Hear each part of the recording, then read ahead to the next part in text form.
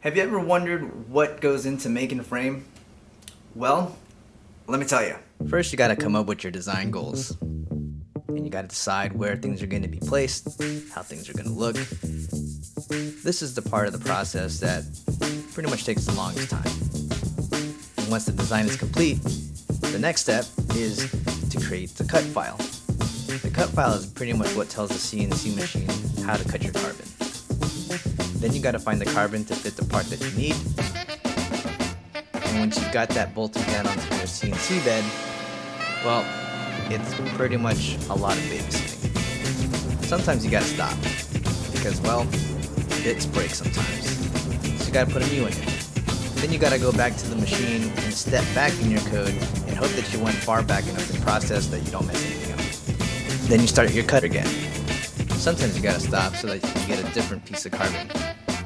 You know, just not every piece is of the same thickness. Then you resume cutting again. Carbon can be really dirty. Definitely something that you do not want to inhale. So you gotta wash every single part and file off the edges. Then you need to dry the parts, bust out your hardware, and put together your frame piece by piece. And after all is said and done, well, you end up with this. Easy peasy, right?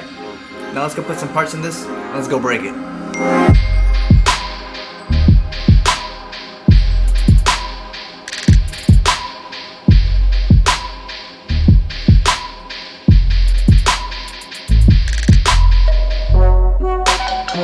So with the 6S 450 milliamp pack, we're coming at an all-up weight of 268.6 grams. Alright, I know what you're thinking. Hey Tommy, isn't the whole point of this to be closer to 250 grams?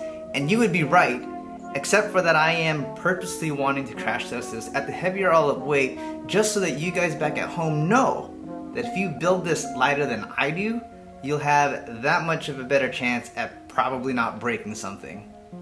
So now let's go break some.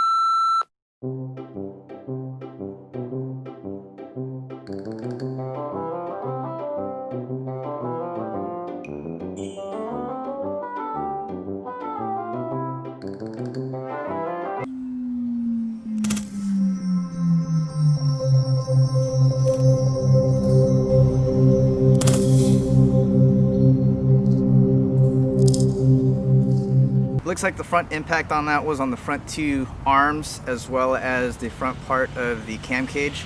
No visible signs of any damage. Everything looks good. All the components look good. I did double check all of the bolts, and the front two, these right here, got a little bit loose, so I tightened that back up already. And the only other thing on that last one was that the battery strap gave way. I was using a really tiny one, so I'm gonna put a bigger strap on here just to make sure that the battery doesn't eject and cause any damage to the battery lead. But let's go on to the next one. Let's go a little bit higher this time.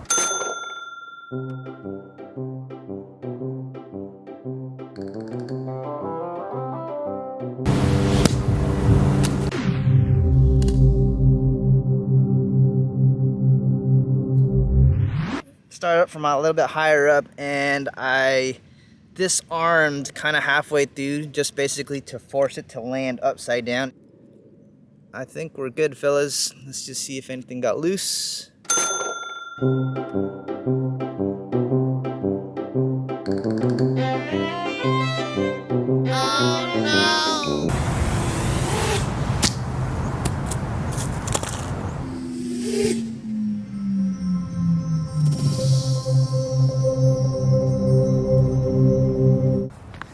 That was kind of whack. We're gonna do that again.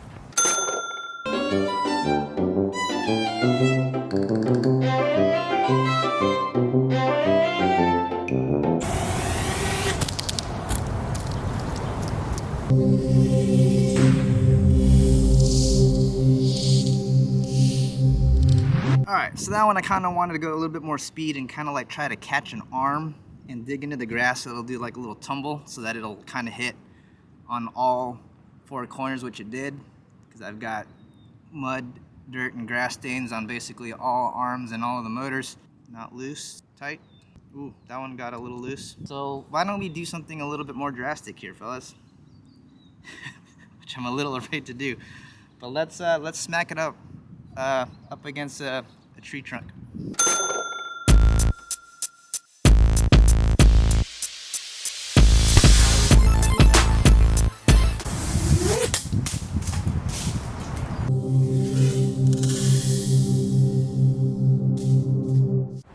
All good?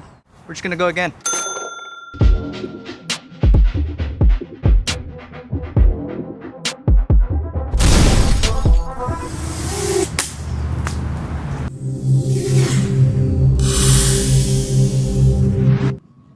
Nope, that all looks good.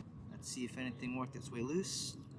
Good, good, good, good, good. All right, well this is good.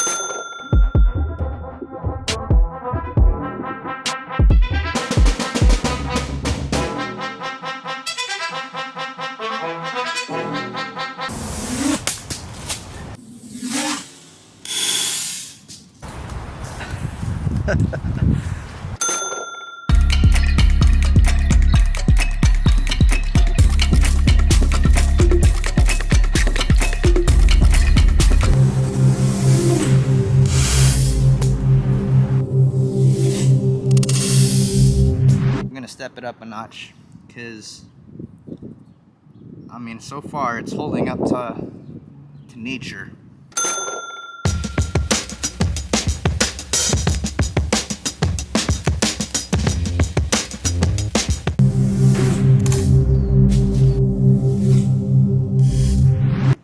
Oh, that was a good one.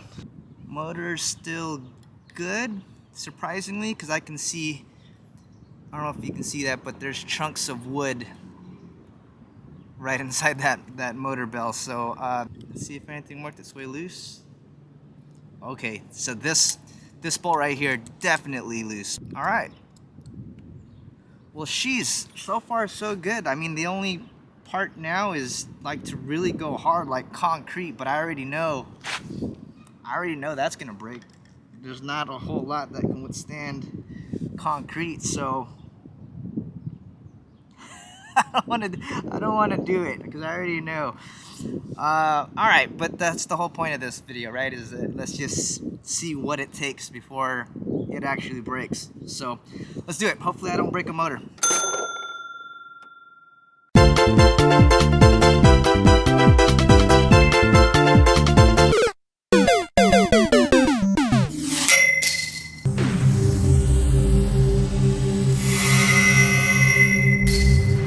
So impact on that time, left side. Motor is still good. To be honest, I don't know if I just not hit the motor? I was super expecting the motor to have been jacked on that one, fellas. All right, so let's take a look at the frame. Nothing. Everything seems normal. I mean, now that's the kind of hit that you would probably find more like in a bando situation, so I feel pretty good about that. Let's see if the motor bolts are loose. Nope. I feel like when it's this light, things don't break as easily for sure. Let's go again, but harder. All right, well, change of plans. As you can see in the video, or my DVR, I apparently broke the camera. And not sure exactly what's going on. Maybe just the ribbon cable got loose. Either way, I can't fly this thing anymore. So I'm gonna proceed with my testing with some good old-fashioned hand chucking up against the wall, because I feel like at this point, let's just see what it takes to break it. Because I'm not breaking it so far. So here's the wall. So I'm gonna be like right here, and I'm just gonna chuck this thing basically as hard as I can, and I'm gonna aim for this spot, and we'll see if that breaks it.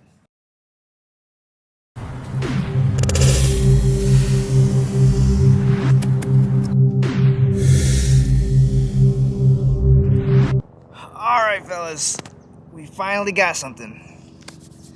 Finally broke it. So first of all, I mean, I chucked that thing really hard, guys, up against that wall. And that's what happened. So we got the arm to break, and it broke right at the, really kind of at the standoff. I don't know if you guys can see that right there. Time out!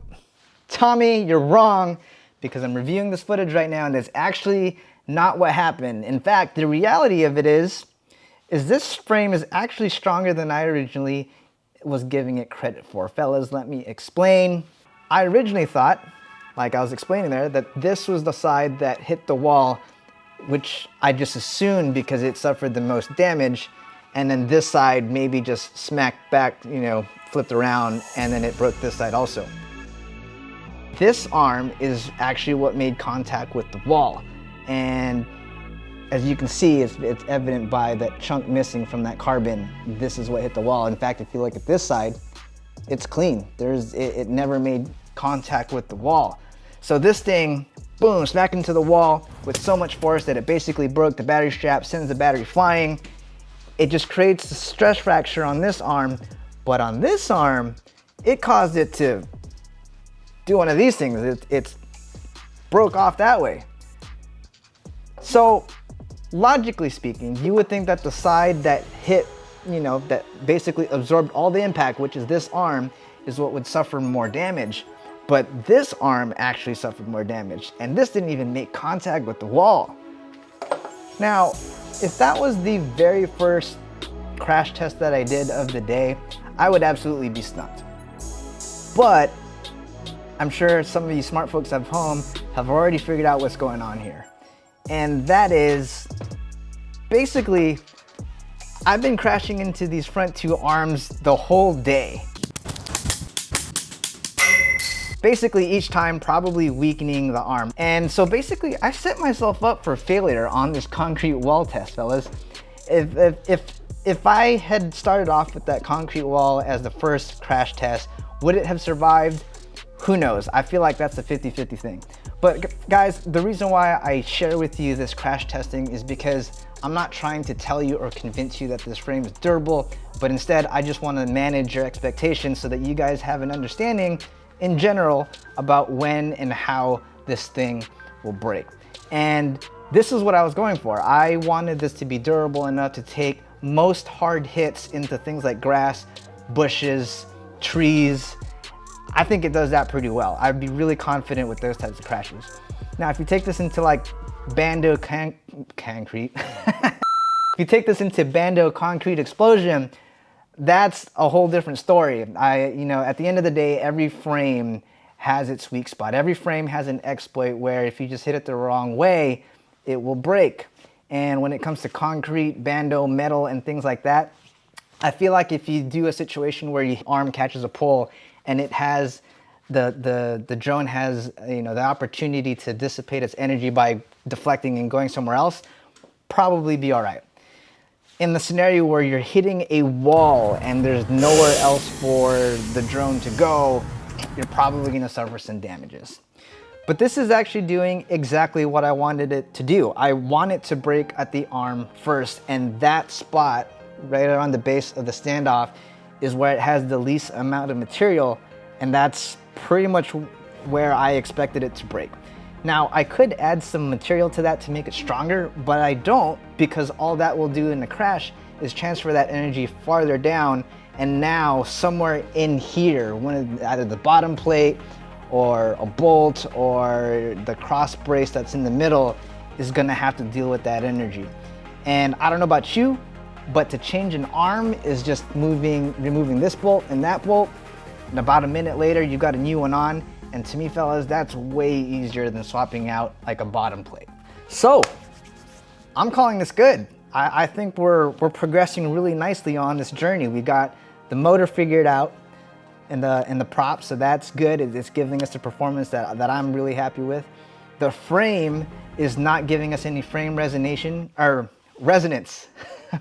Frame resonance. I read the comments. So we're good there. And now it's just a matter of seeing how close to that 250 gram mark we can get. Because with this 6S 450 milliamp pack, it weighs 84 grams. We're at 267 grams. And I want to see what we can do about getting farther down. Now, just a quick note, if you are planning to fly 4S, so like a 4S 450 milliamp pack, this only weighs 54 grams. This will put you at an all-out weight of like in that 230-ish gram area. So you'll be good. And just keep in mind, the lower in weight that you are, the better you are at mitigating any damages when you are in a crash. So stay tuned for the next video, because on the next video, I'm gonna focus on how we can bring the weight farther down. In fact, I reached out to G&B and they made me this 6S 350 milliamp pack, which will bring us to an all-out weight on this guy at 244 grams. We also got the new Cadex Nebula Pro. So I'm gonna throw this on there. I'm gonna throw that lighter battery pack on there. I'm gonna look at a lighter all-in-one flight controller. We're gonna look at all the things to bring the weight down. I'll do some flight performance on the next one so you guys can check that out. But other than that, fellas, I'm feeling pretty good about this. So hit that like button, hit that subscribe button, and I'll see you guys on the next one. Peace out.